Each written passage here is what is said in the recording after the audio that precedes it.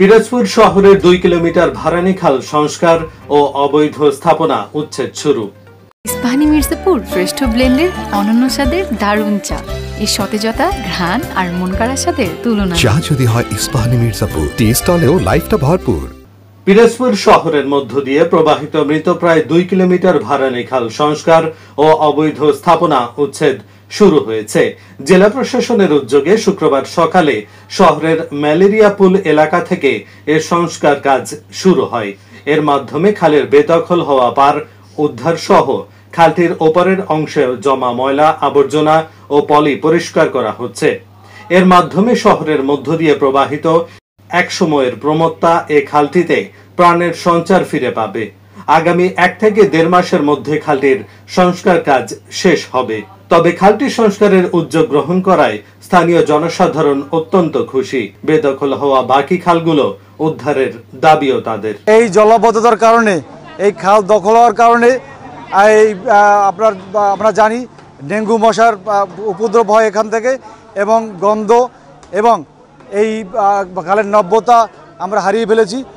পিরোজপুরের এই ঐতিহ্যবাহী ভারানী খাল আমাদের সেই পাররাট নদীবন্দর হয়ে এই যে শহরের মধ্যস্থল থেকে বাজারের সংযোগস্থলে দামোদর এবং কচা নদী এবং বলেশ্বরের যে দামোদর খালের সংযোগে মিলিত হয়েছে, এই খালটি দীর্ঘদিন ধরে মানুষ দখল করে রেখেছে। এখানে ময়লা আবর্জনা ফেলেছে এবং বিভিন্নভাবে এই খালটি প্রায় মৃতপ্রায়। এবং পিরোজপুরের মাননীয় জেলা প্রশাসক মোহাম্মদ আশরাফুল আলম খান সাহেবের নেতৃত্বে পিরোজপুরের সর্বস্তরের জনগণ আজকে ঐক্যবদ্ধ এই খালটি যে সংস্কার করা হচ্ছে, পিরোজপুরবাসীর পক্ষ থেকে প্রশাসনকে এবং যারা এই উদ্যোগের সাথে জড়িত সবাইকে ধন্যবাদ জানাচ্ছি। পুনঃখনন করার ফলে নাব্যতা হওয়ার ফলে এখানে জলাবদ্ধতা আর হবে না। জলাবদ্ধতা না হলে আমরা শহরবাসী আরামে থাকতে পারবো, বন্যা নিয়ে টেনশন থাকবে না। আমরা যে খাল কাটার প্রক্রিয়া শুরু হয়েছে, এটা টোটাল খাল 2 কিলোমিটার খাল আমরা খনন করতে যাচ্ছি, এবং এখানে খালের দৈর্ঘ্য প্রস্থ বিভিন্ন জায়গায় বিভিন্ন রকম, কোনো 25 ফিট, কোনো জায়গায় 35 ফিট, কোনো জায়গায় 20 ফিট, বিভিন্ন রকম জায়গা ম্যাপ করা হয়েছে। স্থানীয় রাজনৈতিক ও গণব্যক্তিবর্গের সহযোগিতায় জেলা প্রশাসন খালটি সংস্কার করছে বলে জানান জেলা প্রশাসক মোহাম্মদ আশরাফুল আলম খান। সরকারের কাছ থেকে পর্যাপ্ত বরাদ্দ পেলে পরবর্তীতে পর্যায়ক্রমে পিরোজপুর পৌরসভার অন্যান্য খালগুলো সংস্কার ও পুনঃখনন করা হবে বলে জানান তিনি। আপনারা জানেন যে এলাকার মানুষে আমাকে বলেছে যে এখানে একসময় নৌকা চলতো, এখানে ছেলে মেয়েরা গোসল করতো, এরকম পানির স্রোত ছিল।